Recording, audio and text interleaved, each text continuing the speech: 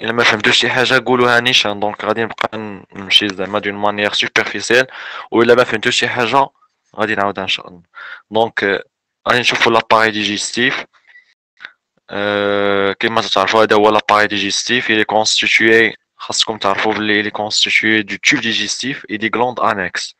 Le tube digestif هو فيه l'œsophage، فيه l'estomac، فيه l'intestin grêle، فيه le côlon، ok، ou le sigmoïde، ou bien l'orictum. وكاينين دي glandes salivaires قريتو en physiologie، ou le foie ou le pancréas. Donc les rôles des glandes، donc l'alimentation ما تمشيش لينا في les glandes. Le rôle des glandes c'est seulement les sécrétions. Donc غادي يعطيونا des sécrétions qui vont faciliter la digestion du bol alimentaire. C'est ça la différence entre tube digestif et les glandes annexes. كاين حتى vésicule biliaire. Donc c'est un réservoir، donc هادشي غادي تشوفوه من بعد.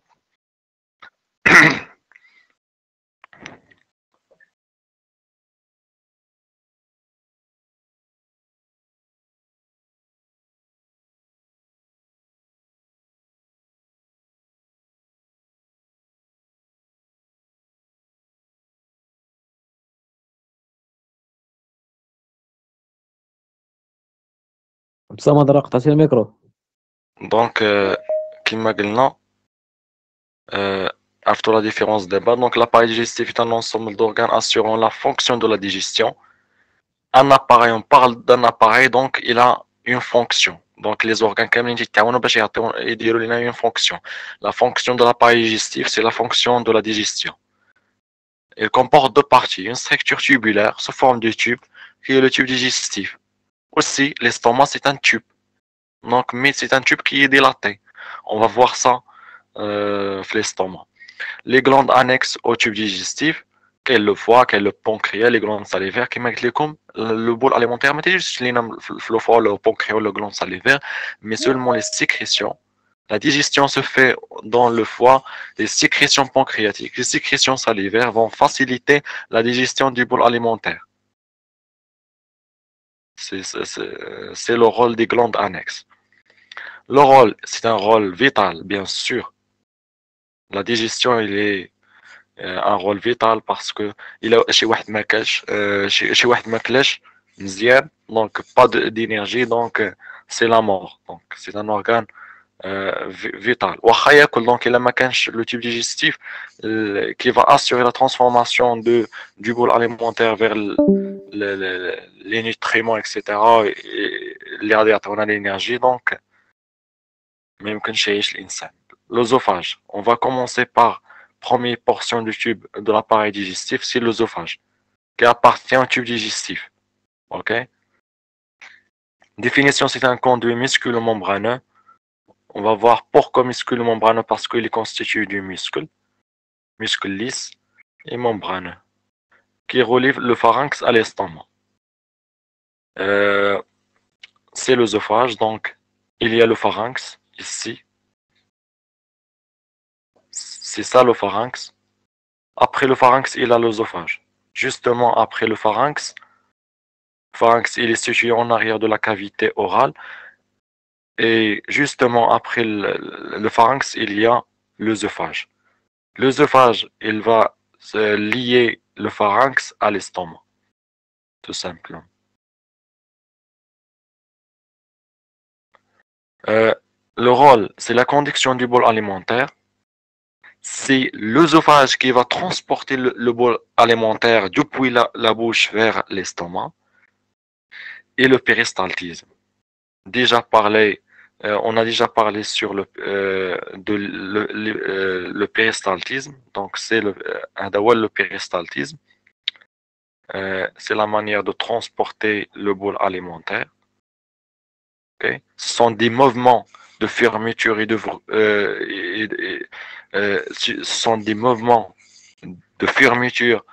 et de l'ouverture qui va assurer l'œsophage pour transporter le bol alimentaire depuis le pharynx jusqu'à l'estomac.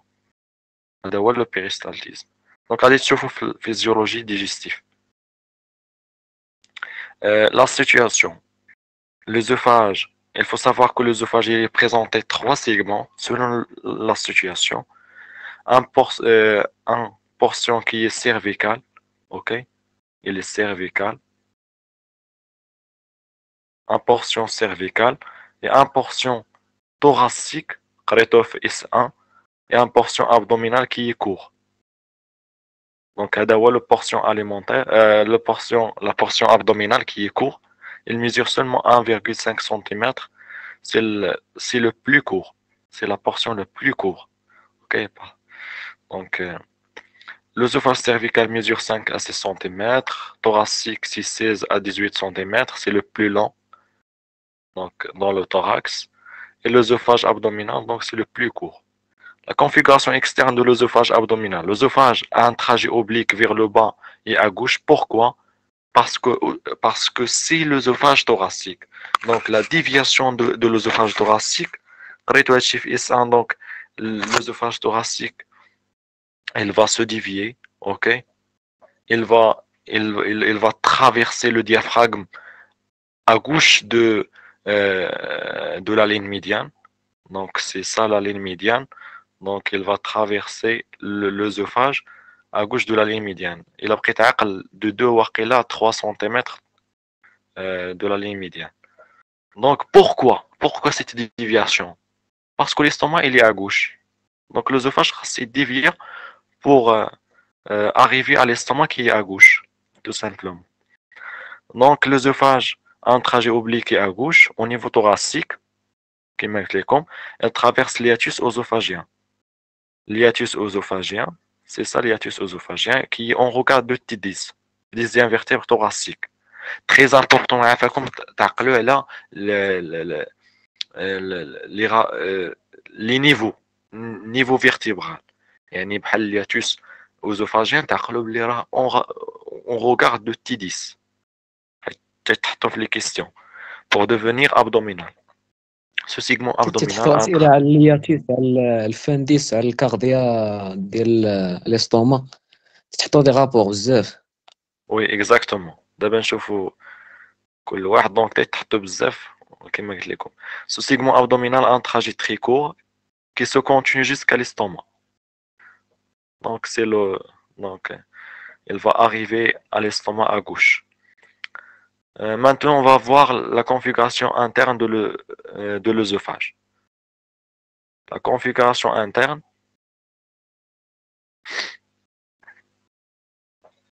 c'est ça l'œsophage. Elle va traverser plusieurs structures depuis le cervical, thoracique et après abdominal qui est la portion plus courte. Ici, c'est la configuration interne de l'œsophage. Donc, il faut savoir pour tous les organes du tube digestif, ils ont presque même structure histologique. Il y a même configuration interne. Donc, depuis l'extérieur vers l'intérieur. L'extérieur, tu as l'adventice ou la séreuse. C'est quoi l'adventice, c'est quoi la séreuse? Donc la séreuse, quand tu as dit comment elle est séreuse, elle a 3 séreuses. Elle a péricarde, elle a plèvre, elle a le péritoire. Donc c'est une séreuse. Donc nous connaissons l'étage sous-diaphragmatique, au-dessus du diaphragme, la séreuse existe, qui est le péritoire, donc la séreuse. Au-dessus du diaphragme, on va parler de l'adventice. Mais généralement, بالنسبة للœsophage, نقولوا l'adventice. علاش حيت thoracique plus cervical عندهم l'adventice. Donc généralement tout l'œsophage عنده l'adventice. C'est quoi le rôle de l'adventice ou bien la séreuse? C'est la protection. OK?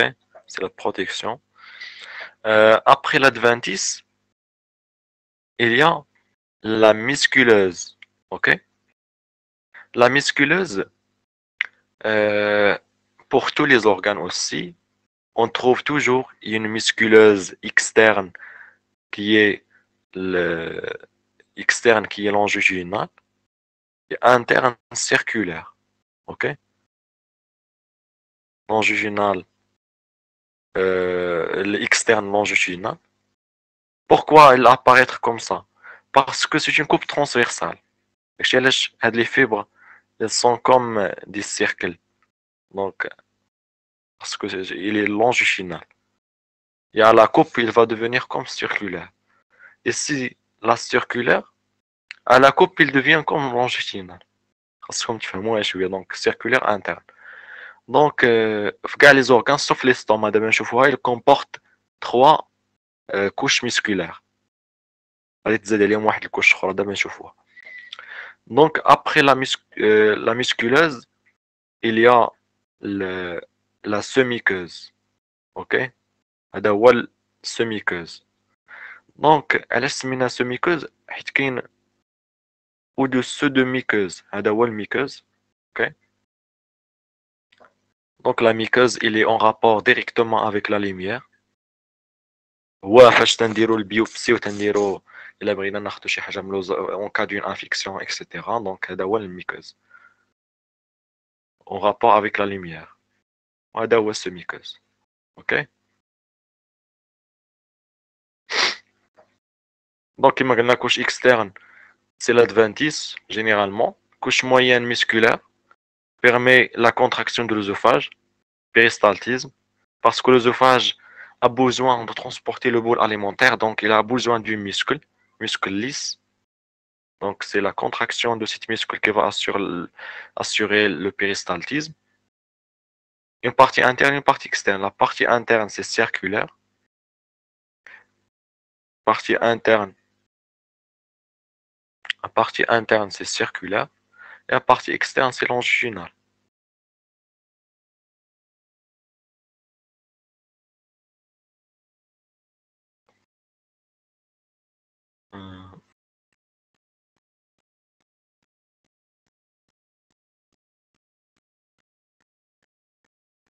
اسمحوا لي. عفاكم الا كانت عندكم شي كيستيون سولوني حيت غادي غنبقى حيت ما تنشوفش لي ميساج ديالكم. دونك الا كانت شي كيستيون. الياس باقي معنا؟ وي معاك. دونك المهم الا طرحوا شي كيستيون حبسني صافي.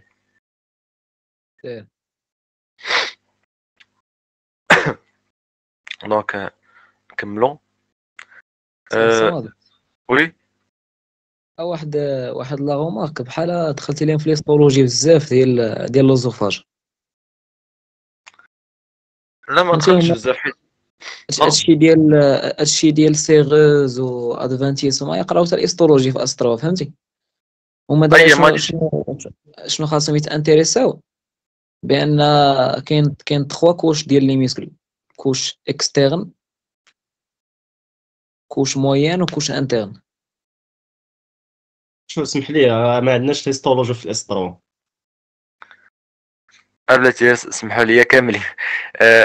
علاش انا ديطايت شويه في هاد الادفانتيس والسيغوز حيت مازال غادي تشوفوا في لا كونفيغوراسيون انترن ديال لي زوطخ اورغان ممكن تلقاو السيغوز. اوكي غير باش تعرفوا منين جات تفهموها وتعقلوا عليها. علاش قلنا باللي اللوزوفاج مثلا عنده الادفانتيس وملي غيمشيو ليستوما نلقاو السيغوز؟ يعني نتوما غادي تفاجئوا حيت اللوزوفاج سوس ديافراغماتيك.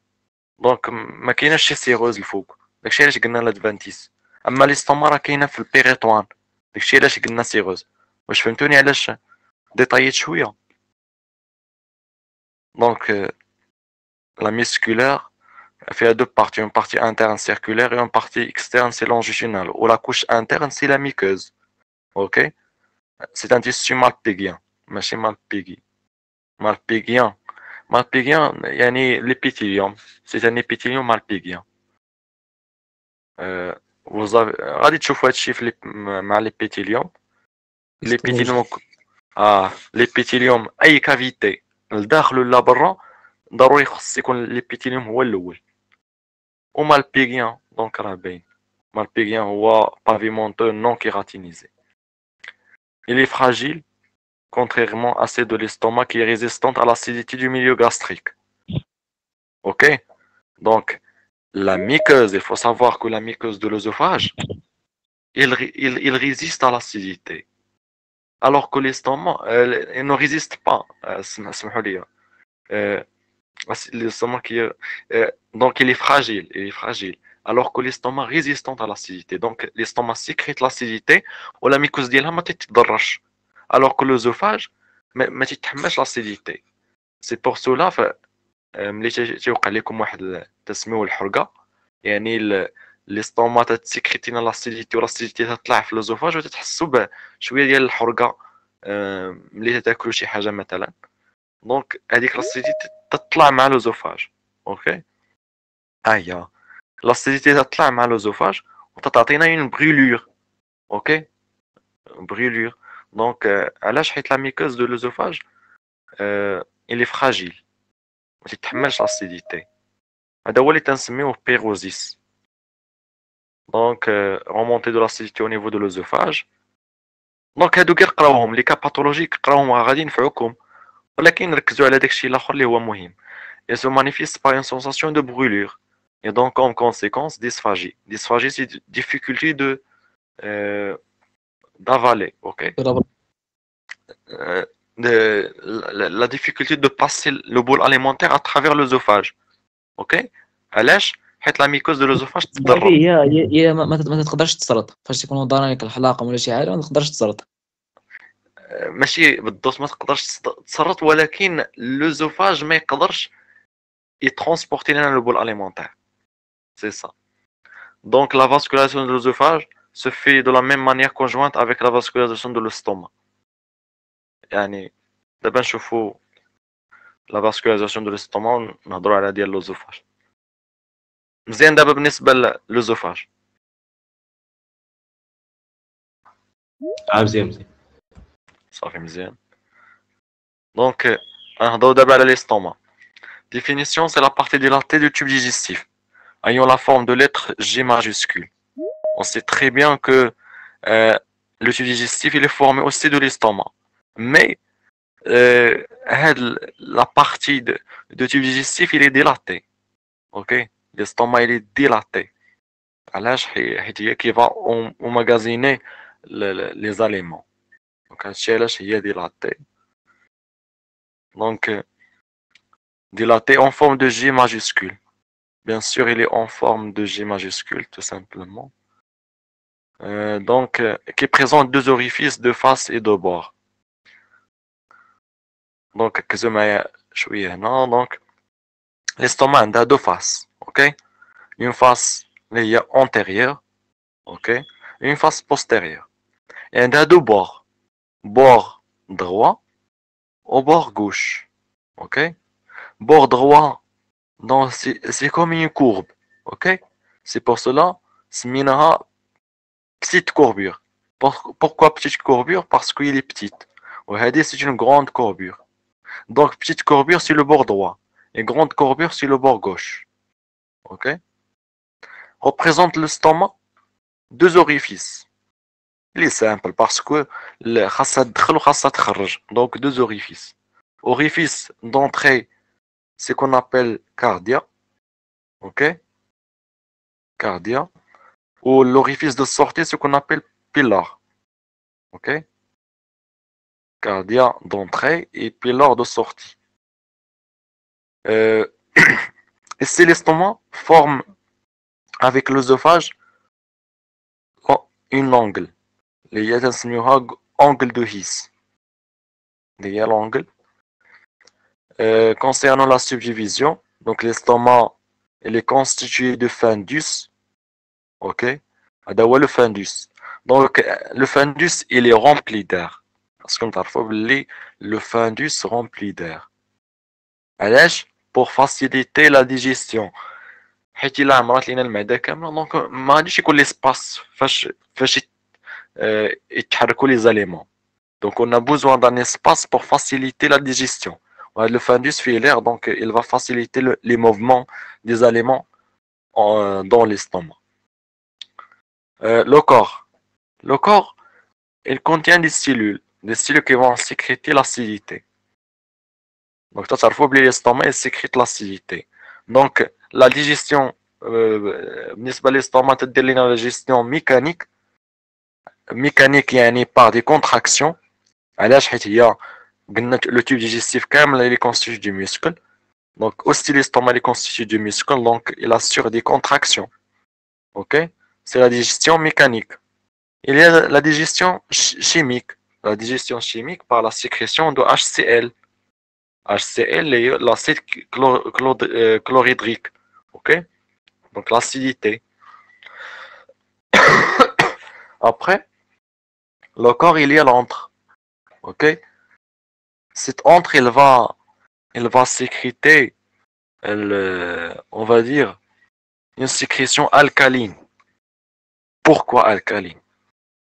Pour neutraliser le bol alimentaire avant de passer vers le duodénum. Parce que si le bol alimentaire qui comporte l'acidité passe directement vers le duodénum, donc il va entraîner des brûlures dans le duodénum, ce qu'on appelle les ulcères. Les ulcères, c'est-à-dire il va entraîner des ulcérations à l'intérieur du duodénum, dans la muqueuse duodénale. Donc c'est pour cela qu'il faut neutraliser le bol alimentaire avant de passer le duodénum. Parce que le duodénum, la même chose, la muqueuse du duodénum, c'est comme l'œsophage. Donc il est fragile pour l'acidité. Ici, il y a deux sphincters. Ok? Il y a un sphincter pylorique, l'orifice pylorique, et il y a le sphincter pylorique. Le sphincter pylorique, c'est lui qui va se fermer et il va s'ouvrir et se fermer. Ok? Pour réguler le passage du bol alimentaire dans le duodénum. Si l'estomac il est au début de son remplissage, donc il va fermer le sphincter pour remplir l'estomac. Ok? Pour se remplir. Et après la terminaison de la digestion, l'estomac va donner le signal au sphincter pylorique pour s'ouvrir. Ok? Et le bol alimentaire va passer dans le duodénum. Une fois le bol alimentaire passe dans le duodénum, le sphincter va se fermer à nouveau. Donc c'est ça. Donc c'est l'estomac, deux faces, on a déjà parlé de ça, deux orifices, deux bords, le rôle, la digestion mécanique, broyage des aliments, et chimique, la sécrétion d'HCl, qui permet de créer un milieu et un pH optimal pour la digestion, plus sécrétion de quelques enzymes. Donc il y a la sécrétion d'HCl et il y a des enzymes. Donc vous avez étudié ça dans la biochimie. Il y a des enzymes qui assurent la dégradation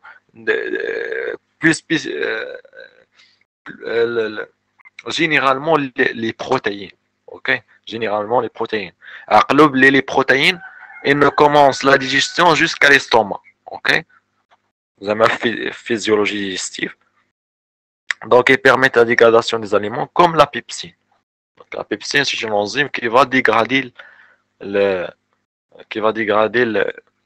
protéines. Après, donc la configuration externe de l'estomac, bord droit, c'est la petite courbure. Elle est moins importante par rapport au bord gauche. Et le bord gauche qui est la grande courbure. Elle se développe de manière plus importante. Donc, dans la vie embryonnaire, le bord gauche, il va se développer plus que le bord droit. Le bord gauche, il va se développer plus que le bord droit. Parce que l'estomac, au début de la vie embryonnaire, il était comme ça, un tube, ok? Après, il va se développer. Le bord gauche, il va se développer d'une manière très importante et le bord court, moins important. Les faces antérieures, postérieures, les orifices supérieurs, inférieurs. L'orifice supérieur qu'on appelle cardia, il est en regard de T11. Et l'orifice inférieur qu'on appelle l'orifice pylorique, il est en regard de L1.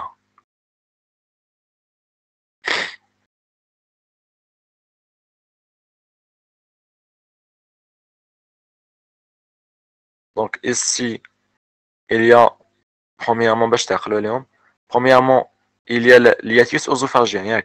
Le hiatus œsophagien, on regarde de T11. Ok? Les 11e vertèbre thoracique. Ou la 10e.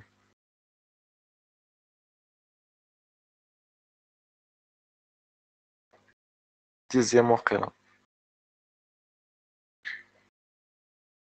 Dixième.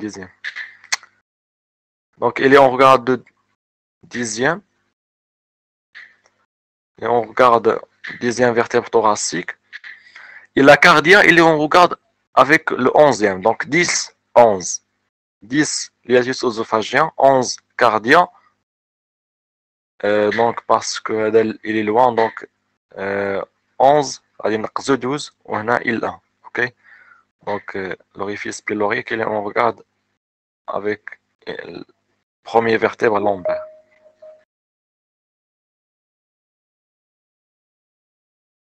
Donc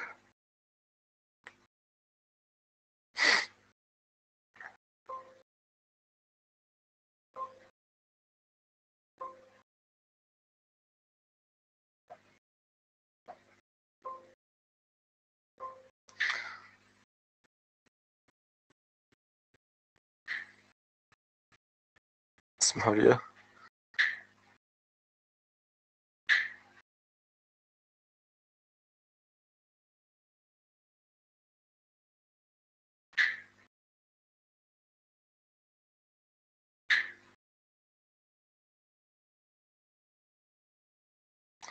Donc هادشي اللي قلنا.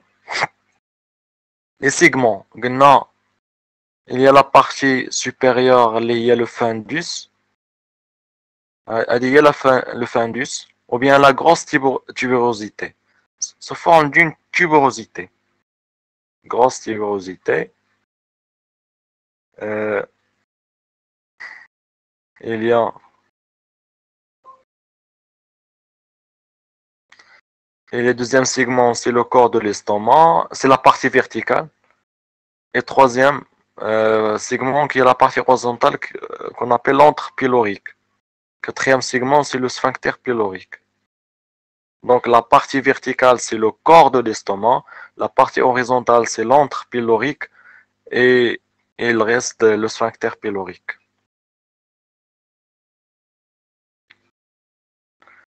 Cette subdivision a intérêt fonctionnel. Le fundus contient l'air, il facilite la digestion. Ou le corps permet la sécrétion d'acide et le facteur intrinsèque. C'est quoi le facteur intrinsèque? Donc aussi le facteur intrinsèque, il est sécrété par le corps de l'estomac. Et l'importance de l'estomac, donc il sécrète ce facteur intrinsèque qui a un rôle dans l'absorption de vitamine B12 au niveau de l'intestin grêle. Ok? Quand les vitamines en S1, les vitamines, il y a vitamine B12. S'il y a une carence, par exemple, dans cette vitamine B12, je vais vous dire. باقي عاقلين شويه في اس1. انيمي تري بيان. اش من نوع ديال الانيمي؟ انيمي مي قالوا شي حاجه. macrocytaire ou bien qu'on appelle l'anémie pernicieuse. Ok? Macrocytaire. Donc علاش هضرت لكم على هذا الفاكتور انترانسيك؟ parce que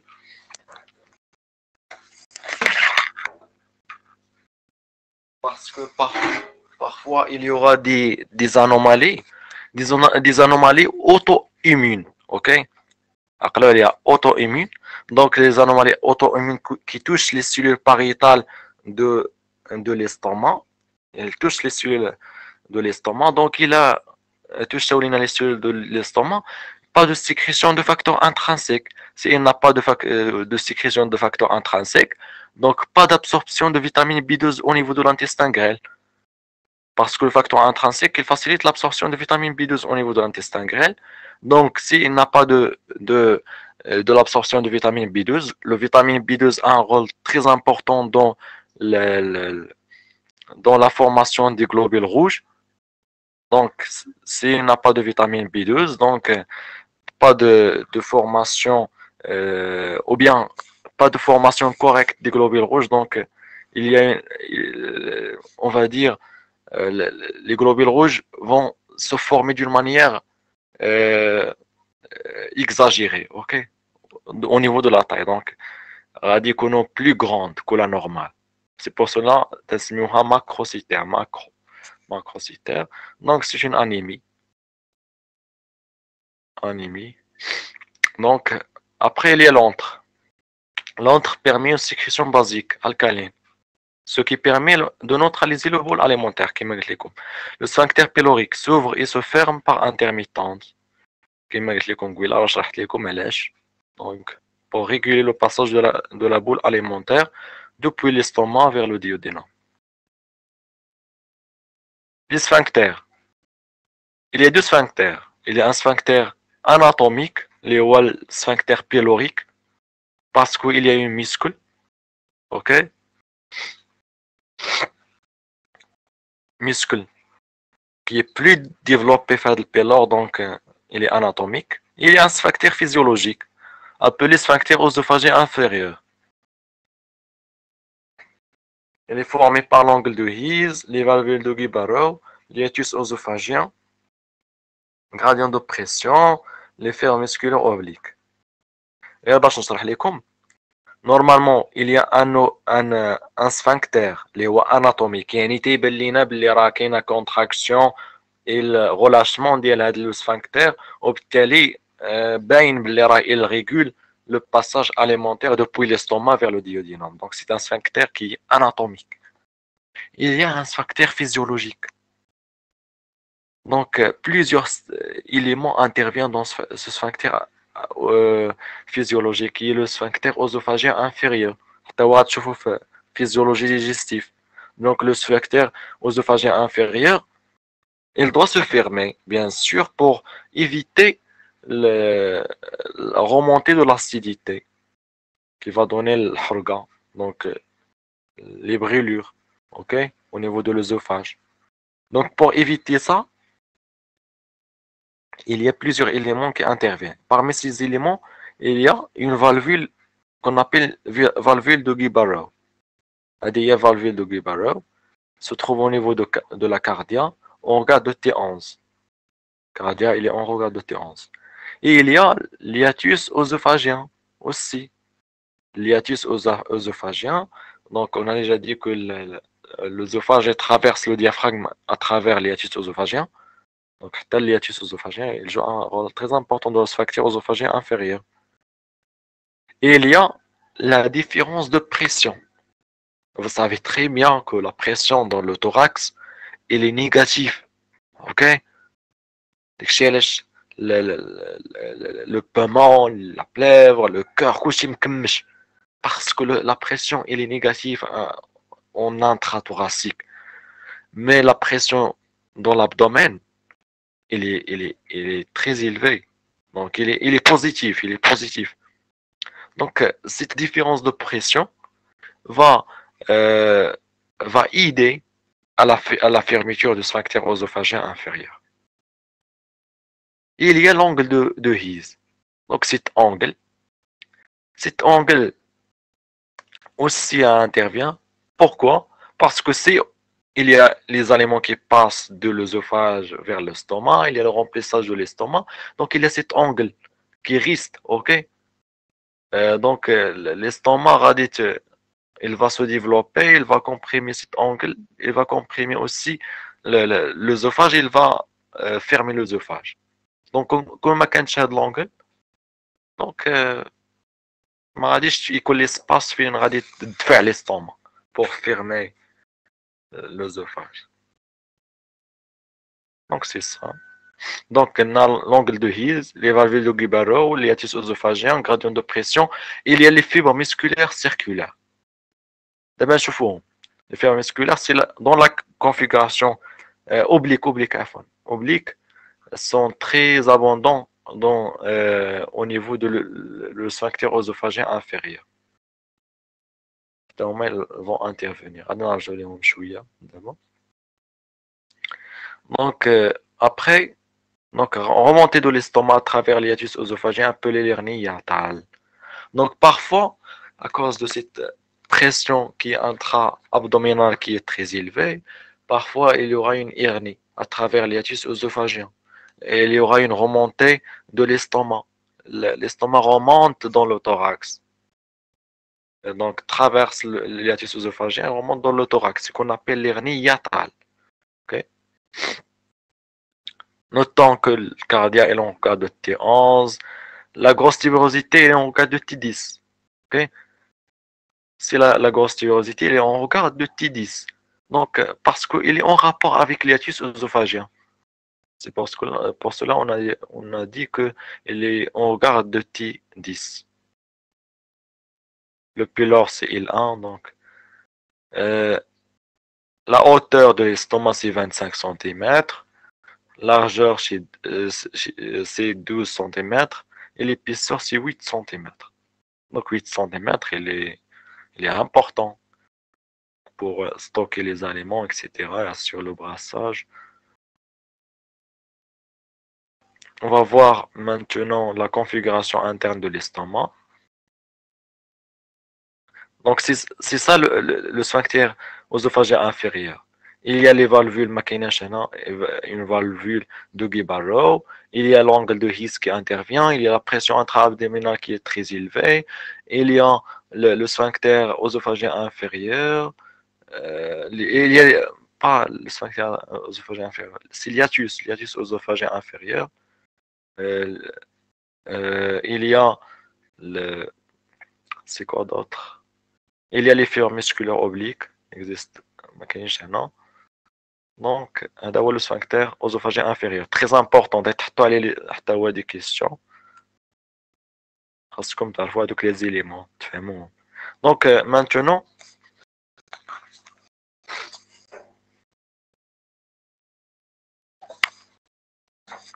on va voir la configuration interne. OK?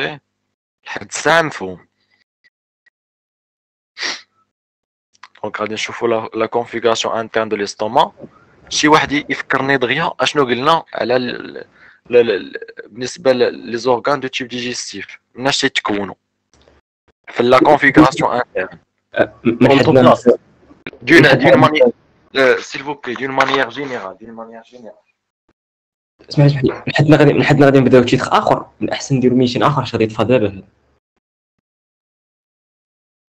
نبداو شي ميتين اخر حيت غادي يطفى يصير ليه الليميت دابا بقات لي 4 ساعات دونك اون فا لا من قبيله 4 ساعات صافي واخا دونك غادي نفتحو